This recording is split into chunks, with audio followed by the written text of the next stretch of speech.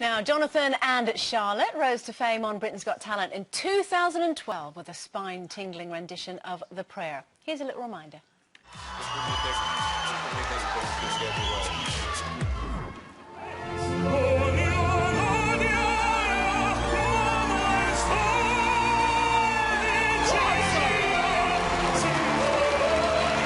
You are unbelievable.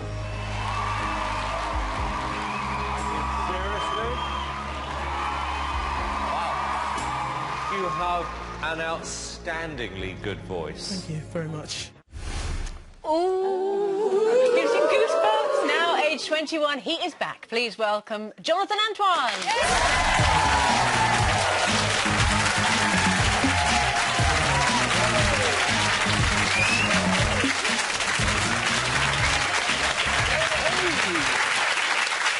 Lovely to see you. Good to see you. Oh, do you know, you forget. You just forget how absolutely wonderful that moment was when you came on stage. Now, you looked incredibly nervous, and obviously it would be. But is it true that when you actually decided to go forward and audition for Britain's Got Talent, it actually came at such a difficult time for you? Yeah, absolutely. It was definitely a very strange period of my life. Yeah. I'd just transferred schools for sixth form. I'd gotten a scholarship for music to a private school. So that wasn't exactly for me in the end, it turned out. And yeah, I had an incredibly tough time dealing with it. So, yeah. Is this where some of the bullying took place? I mean, that was more in and throughout school. Yeah. I found that a lot, actually going to the private school, some people were slightly more mature than that. Yeah. But the way that it was regimented and the way that it was, yeah, very, very, quite strict. I mean, they wanted me to cut my hair or tie it back, which I quite like my hair. Yes, you've got great hair. Well, Don't let anybody tell you any different. One of the few but Jonathan, features. one of the reasons I sort of bring it up is the fact that to do what you did and to stand on stage and perform so beautifully is an incredibly difficult thing to do when you're feeling full of confidence anyway. But the fact that you did it from a low point shows how incredible you are. Oh, well, you're an incredible person. You really are. Thank you very much. Thank you. I do appreciate that. I really do. So do you think the saying is true? We were talking about it earlier about when you're down and depressed. Do you think it is down to you to push yourself to get out there and do it no matter how bad you're feeling? Did that help you, or...? Yeah, I mean, for me it was particularly weird because at the time I felt like, what did I have to lose? I felt like, you know, if I'm already at the very bottom, sometimes that's the best time to just go for it. But with regards to sort of getting yourself in the positive mindset, I think that a lot of people have a massive issue with that, and yeah, it is, sometimes it can totally be down to you to try things and try and get out of your comfort zone in order to, you know, break these boundaries that you've set for yourself. But and you really did, though, didn't you? And when you got on that stage and when you got on, you must have thought, oh, listen, I'm just going to get over this. I'm just going to a little bit, yeah. But when you heard that audience, you must have gone, whoa, what's going on? It was remarkable for me. I mean, the reaction from people,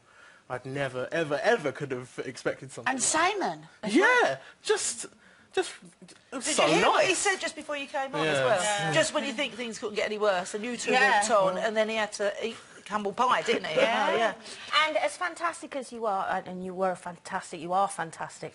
In the final, you came second, didn't you, to Pudsey? Was there a little bit of you that wanted to slightly kick the dog on the way out? Never kick. Never kick, just a little... I was just a little bit like...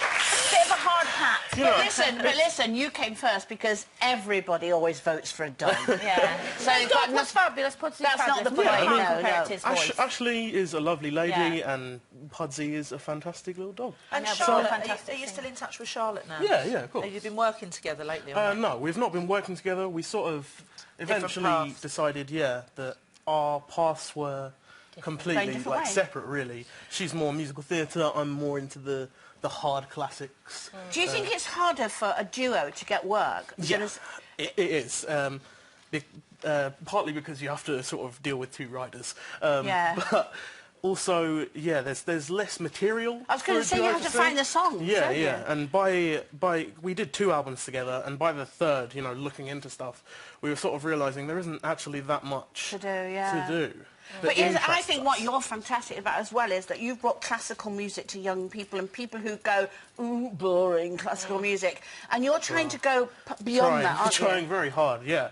I mean, I think that in general we're in for sort of a renaissance in the way that people perceive and create media in general. Yeah. I think that younger people are going to start listening to older and older stuff, where older people are going to be listening to more of the newer stuff. I think there's like an entire shift in the dichotomy of what we, how we perceive and understand. And we're just media. showing a little clip there. This is from your new album, Believe, which is out on Friday. Friday, yeah.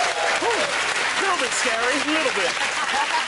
I'm excited though. I'm very, very excited. So what can we expect from this album? What music have you got on there? Is it covers or is it new stuff? It's not all covers. There are original songs on there. I helped to write some of the lyrics to one of the tracks, A New Tomorrow.